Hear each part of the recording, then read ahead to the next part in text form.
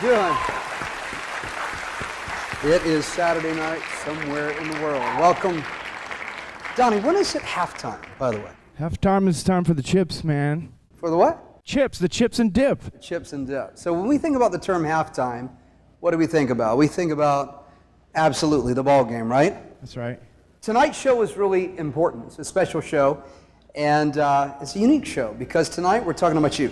Talking about your life, talking about where you are in your business, your relationships, where you decide either it's time to cash out, settle in, or move to the next level. That's what tonight's program is about. It's about moving to the next level. And I got a very special guest, Terri Crook. She's a national speaker worldwide. She's a proclaimed author. She is an international bookseller, and she is a friend. And she's here tonight to talk about what do you do when you arrive at the halftime of your life. So for those of you who are watching that are going through some weird spot in your relationship or your business or personally speaking, and you're trying to figure out the next strategic move, to move to the next level, to accomplish what you know you're designed to do, and you don't want to miss a minute of this show. Be right back right after this.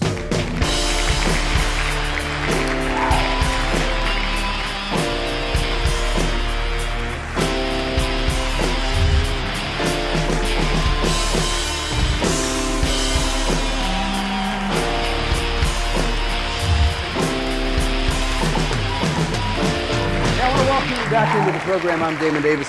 My guest tonight is Terri Crook. She is a motivational speaker, she is an author, and she is here to talk about your halftime and how you can be the MVP in your life today. I want to welcome Terri Crook.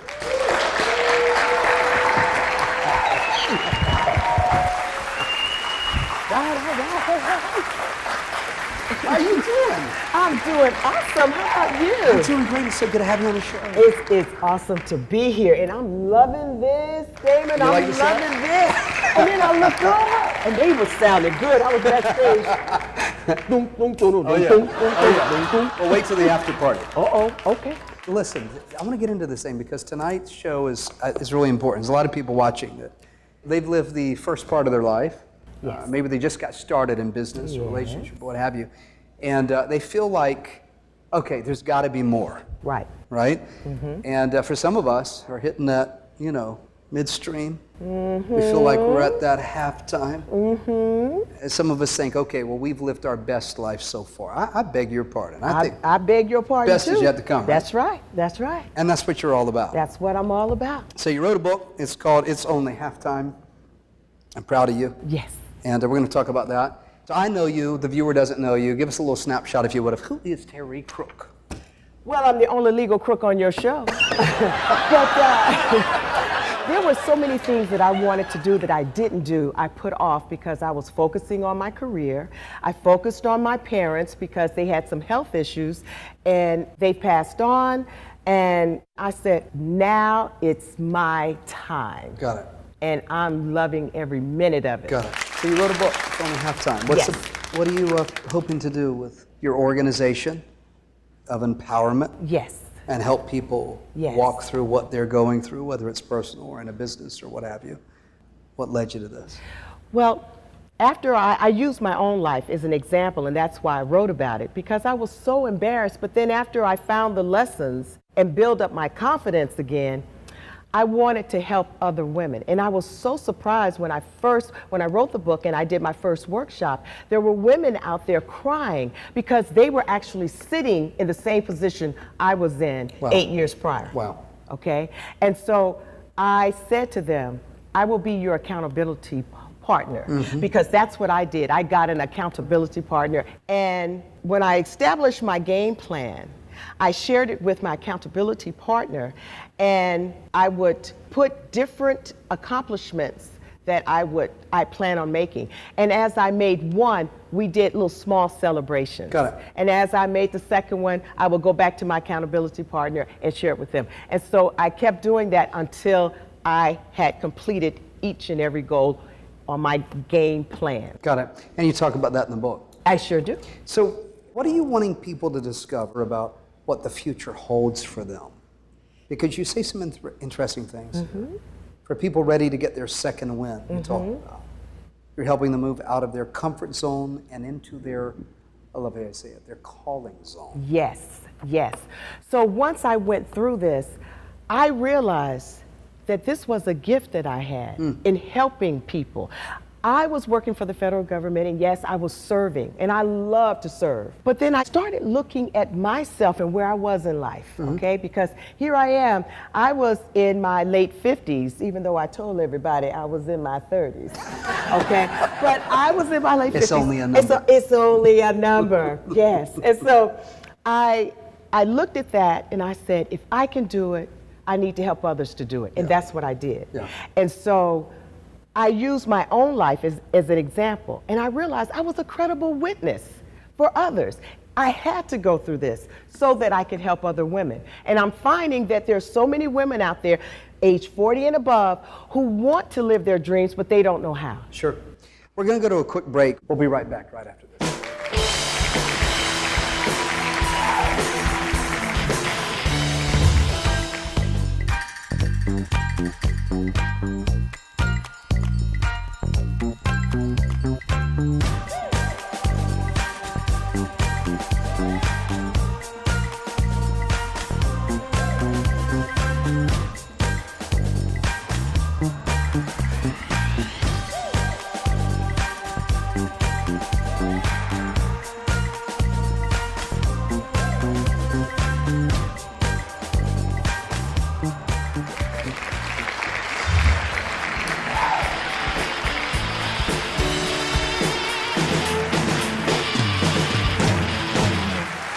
Welcome a very special guest to our program tonight. You know her as Carla Price on acclaimed program 911, and it's entering its second season.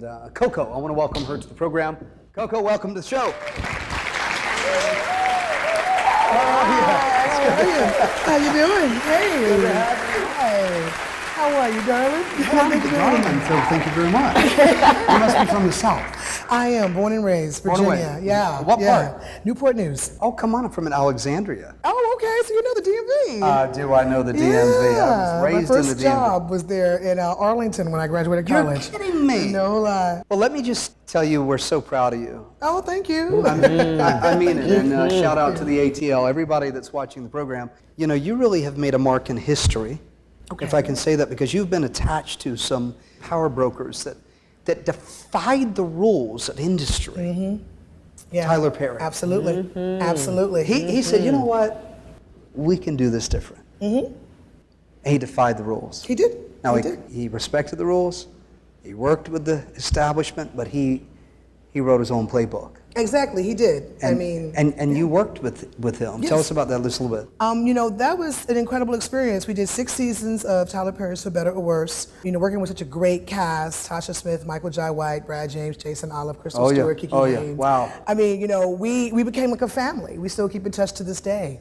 And you know, watching that man multitask, do so many things, wear so many hats, and just not look like he was breaking a sweat. We were convinced he had a clone. We were convinced he had clones, little Tyler Perrys that lived in the basement. Because we were like, how does he do it? Because sometimes we would be coming in to shoot an episode and we're like, oh God. And he's like, come on, y'all. We're like, what's wrong with you? You just flew in from like Paris. You know, but You it are was funny, by the way. Oh, thank you. But you're right, though. And I think it's because he was passionate about what he was doing. Absolutely, he believes in what he's doing. Is there a rule of thumb that if you can really fall into doing what you love, it's not work? I think so. I mean, that's where stand-up comedy is for me now. You know, because I'm, you know, really focused on TV and film, you know, working on 911 on Fox now, and, you know, I've got some other projects in the works right now. It's like comedy now is my fun place. It's where I started, and it was a job. It was, you know, what I did to feed my son, to feed myself, and I still do, but it's now become fun again. Oh, yeah. It's not like, you know, the stresses of it like it used to be. Sure. You know, now it's fun. Yeah. I go on stage and I have fun again. Yeah. You know, where at one point it wasn't, because it did feel like a job. Yeah. I think that just comes when you evolve and you start to put your hat in other arenas. I think as an artist, you can't just be one note. You can't be just one lane. Well, so well said. I love that. That is so true. That is so true. Something tells me that you get up every day and say, it's only as good as what I put in today. I do. I mean, even before, I became a mother, I just had the mentality of if I put in the work, the results will happen. Yeah. I just always had that mentality. Even if, and then I had to get to a point where I had to stop looking for the results to look a certain way. I realized in this business, the blessings and the opportunities can look so different. So that if you have some mindset that it's going to look this way, you're going to miss it. Wow. So you have to be completely open for, instead of you being out there saying, I'm looking for a black and white butterfly, but then you miss the red and green one that goes by and that was your opportunity. It's like you just have to be, open to what comes to you and be grateful. People ask me all the time, what does it feel like that you've made it? I don't think I've made it yet. I tell people all the time, I laugh with Terri sometimes. I'm waiting for my girls trip moment. I'm still waiting on my girls trip. Okay, so that blows me out the water overnight, you know? So I guess that's what keeps me humble because in my mind, I haven't made it and I don't know if I ever will. I got you. Think I've made it. Sure. Because, now that, I'm an actress and I'm a stand-up comedian and that's been established, now I want to produce, now I want to direct. I'm writing 2 books right now. I'm putting my hands in all kinds of stuff because it keeps me humble that, well, I haven't, won over here, I haven't achieved this yet, I haven't achieved that. So I guess it just keeps me humble. And 2, I've got 2 older, old school parents that would smack the taste out of my mouth if I ever walk in that door with an ego. I don't mean to interrupt you, but I'm so thankful you came. you. I really Thank you for am. having me. And by the way, congratulations. I'm gonna give a shout out to 911. What an amazing show. Thank you. You a nurse or I'm a nurse. I was a home health care nurse in the first season, and this season coming up, I've kind of become like the Oprah of quite a few of the characters, I have a great new storyline that I'm loving with the new fireman, played by Ryan Guzman, who's a sweetheart. Amazing actor. And, and I'm still having great scenes with Oliver Stark, and it's such a giving cast. I mean, I'm just really grateful to be there. And down to earth. Very down to earth. And fine. And very good looking. I try to be sneaking, into the dressing room and changing. They didn't disappoint.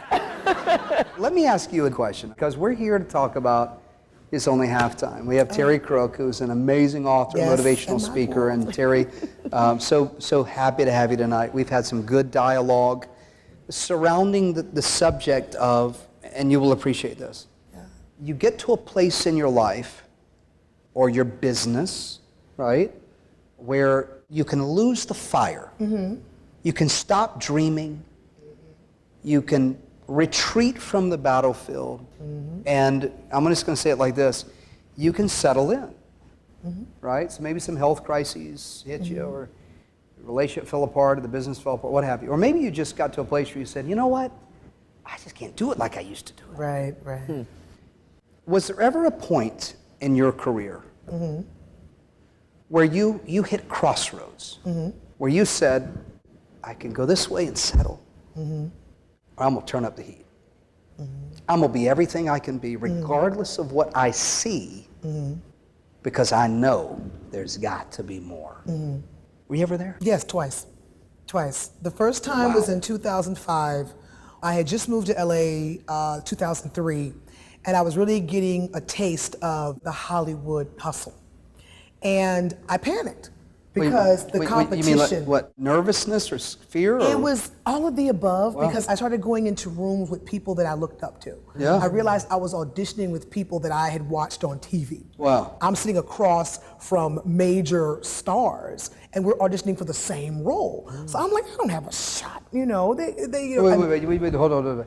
You're in a room, let me paint a picture. So you're like in a casting room. Yes. Right? And you got to read a part to get a role. Yes, and I'm sitting across from like Octavia Spencer, or Taraji P. Henson, or Sanaa Lathan, or Gabrielle Union. I'm just going to tell you, I'm going to tell you shot.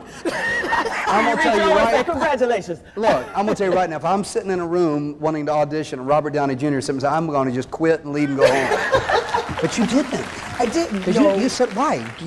I can do this. panicked because, and I literally went back to school and got a master's degree in education. For real? In 18 months. Legitimately? Online, legitimately. Wow. Because I said, I'm gonna need a backup plan because I don't know if this is gonna work out for me.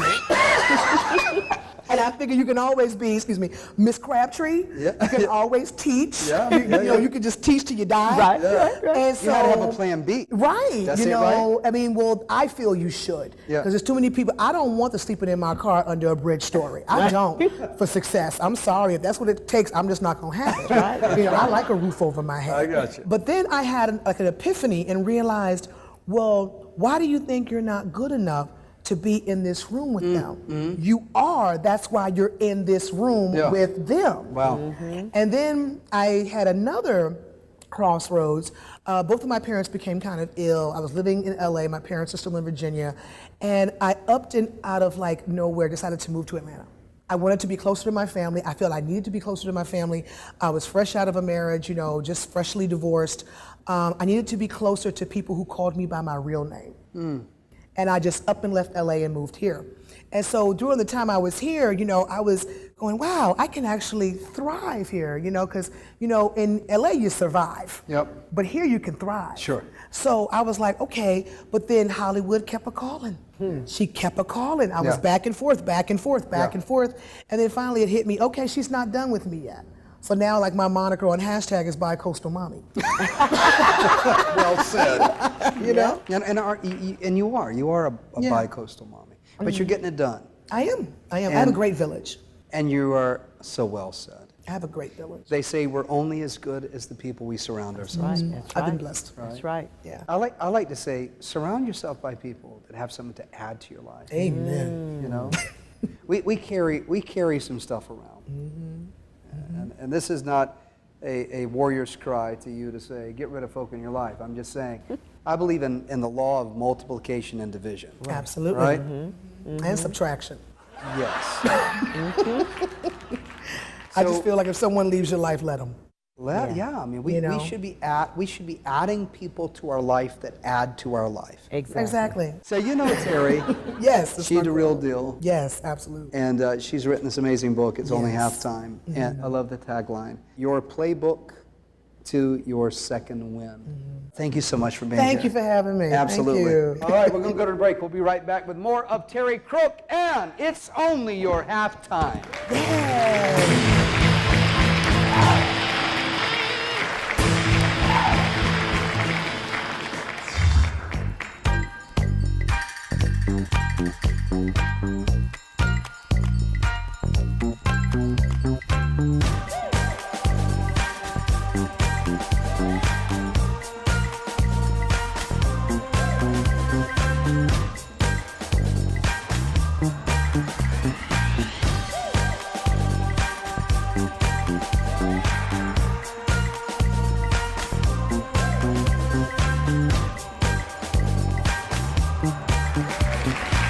Terri, welcome back into the program. And I'm Damon Davis. This is the show that helps you understand the steps you can take to win in life, no matter where you are, what you've gone through. The first half of your life, you're going to be overshadowed by the next half, because this is your halftime. Terri Crook, welcome back into the program. So good to have you. It's an honor to be here, Damon. Now, everybody just met Coco, and she stole my, she took my saucer. Terri, you're an incredible lady, and you're a living testimony, if you will. You're living an example of somebody who said, there's got to be more, and I'm going to do something about it. Yes. Starting with what? Believing in yourself? Believing in yourself, having the confidence that you can do, okay? I love to entertain and make people happy, make people feel good. Yeah. And I do have the gift of gab, okay? I do understand that. But learning how to use all of that Sure. for good, and learning how to position yourself so that you can use that. And so for so long, because you know, when I walk into a room, I just walk in and say, hello, everybody, because Yeah. that's me. Yeah. But you know, when I was working, I had to taper that. I realized that as I was doing that, I was hiding Terri. Sure. And who Terri was. Yeah. And I remembered when I was young, my father said to me when I came home crying one day and said, why is my name Crook? Why couldn't my name be Washington or Johnson or anything but Crook? And my dad just looked at me and he said, do you want to be like everyone else? And I looked at him and said, yes. All right, so you open the door, so I'm going to go there, right? Yes. You open the door, I'm going to go. I mean, that's a tough name. Growing up, Yes. last name Crook. Yes. I mean, I would have had a heyday with you in 8th grade. Well, they did. And you know, it didn't help when you were an Army brat. My father was in the military and we traveled. And whenever you go to a new school, you have to stand up and give your name. And I would say, my name is Terri Crook. And then the kids would holler, Terri Crook, how's your book? And, you know, so I did have to go through that a lot. I would imagine, though, you have somehow, knowing you, having read your book and gotten to know you before the show and, of course, on the show, and that you found a way to make that a branding statement. Yes. Yes. Am I right? You're right. You're right. How much of life is really about we have an opportunity to turn the tough stuff into a testimony? Everything that happens to us in life can be a testimony. It's all about your view of you. And for me, when I had that conversation with my dad, I realized when he said to me, you want to be different. You don't want to be like everyone else. Yeah. You have a unique name for a unique person. And when he said that, it clicked for me. What clicked? It clicked that I was unique, that I was different, and that I didn't want to be like everyone else. And so I was on a mission to really find out who I was when I was younger. Wow. But you know, it wasn't until I became grown that I realized who I was. And it all came down to confidence. How did I view myself? You've used that word 3 times today. Yes. Confidence. Yes. 3 times. That's right. It's an important word. It is. How do you define it? Because you talk about it a lot in your book. You talk about confidence is part of the recipe for successful living.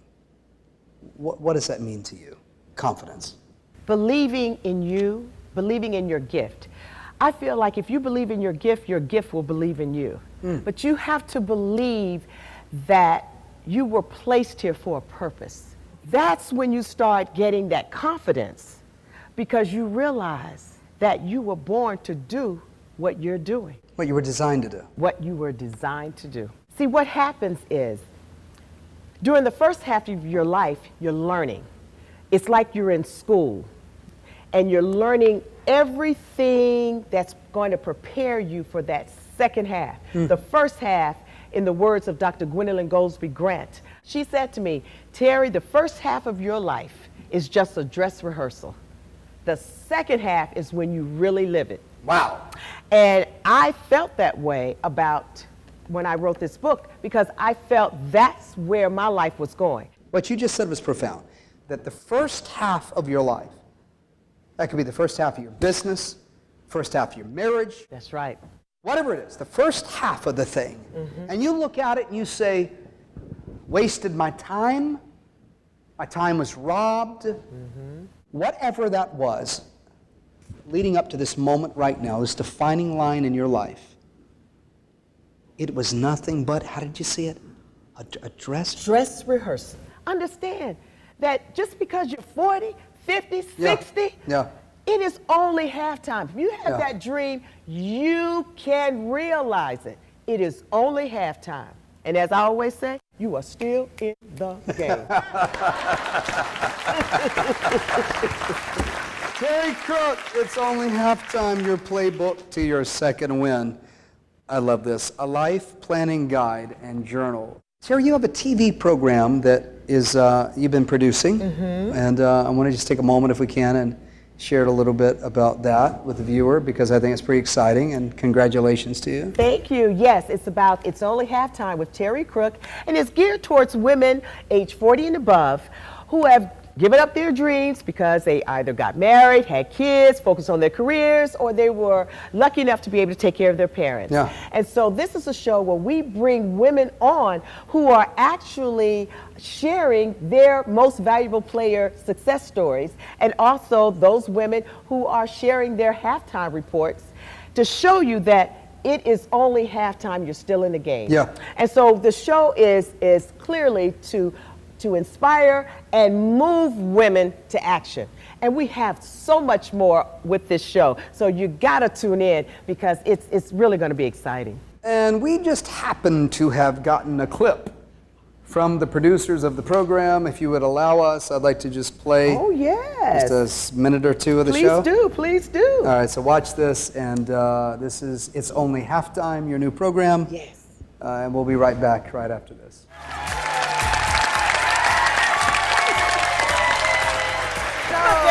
You look good. I just love it.